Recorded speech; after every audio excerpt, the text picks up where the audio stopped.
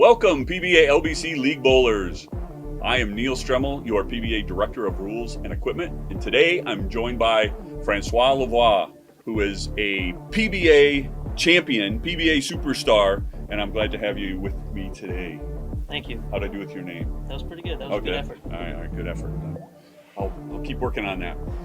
All right, so normally I would have some questions for you, but today I understand you wanted to ask me a few questions. Yeah, I thought it'd be fun if we just kind of switch sides a little bit. You're always asking questions, so I thought it'd be cool if we got to find out a little bit more about you and what it is that you do. So you're the PBA Director of Rules and Equipment. Yep. What all does that entail? Well, it entails pretty much all the rules and equipment for PBA and PBA LBC. So for example, I wrote the rules for the PBA. They were already in place, but I was working on them last year and I'll work on them again this year. So that's for all the PBA tour levels. But then I wrote the universal playing rules for all the PBA league bowlers out there, the PBA LBC league bowlers. And I also wrote, we have the PBA LBC national championships. I wrote the rules for that. So a lot of rules, and that's part of my background and history, so it's not as boring for me as it is probably for most everybody else. And speaking of your background, that's a pretty important role that you have. What sort of experience do you have? What led you to this role that you now hold? Yeah, so I've been in bowling my whole life. My parents owned a center when I was a kid, so I started bowling when I was very young, and started working there when I was 13. Started oiling lanes. I literally oiled lanes by hand with the bug sprayer, just like the Phantom out there.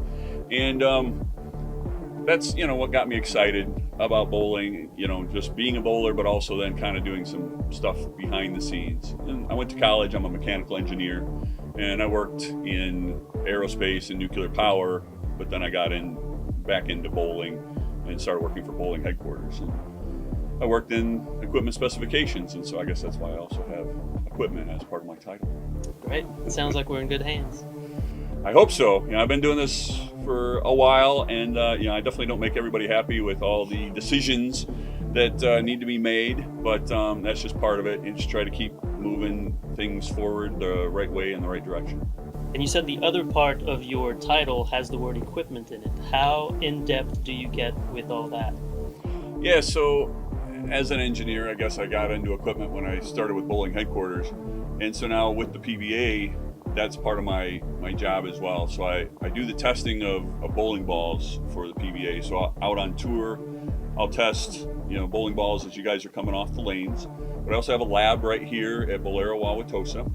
And I test, hardness, but also RG diff, diameter, roundness, oil absorption, things like that. So those are things that we'll do in a lab environment or out on the lanes.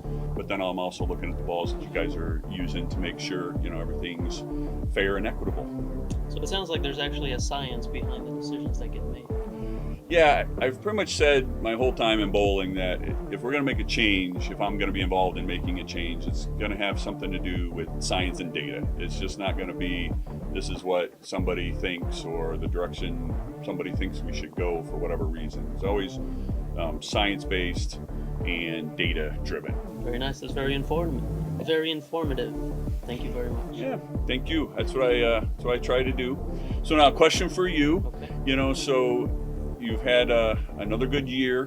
What do you contribute your success this past year being? Is it bowling balls? Is it mental game? Is it physical game? What kind of stuff is important to you when you're out on the lanes? Yeah, for me, I attribute a lot of my success to shot repeatability and mental game. Everybody that watches on TV knows I don't generate as much power as a lot of the guys on tour.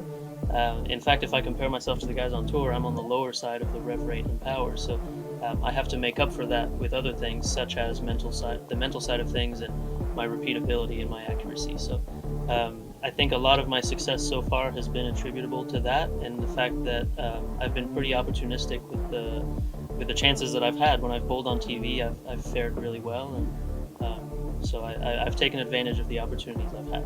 Yeah, well, faring well during those opportunities really goes back to the mental game. So, definitely got to give you credit for that. And then, obviously, I know consistency and accuracy is a good part of your game. And that's important in all of sports. And so in some sports, power is like the most important thing. Consistency and accuracy is very important in bowling. Power helps a lot, but you can make up for it, like you said. Definitely. It does feel like there's a little bit of a shift towards more of a power game, and it's certainly trending that way, but I still feel like I can hold my own.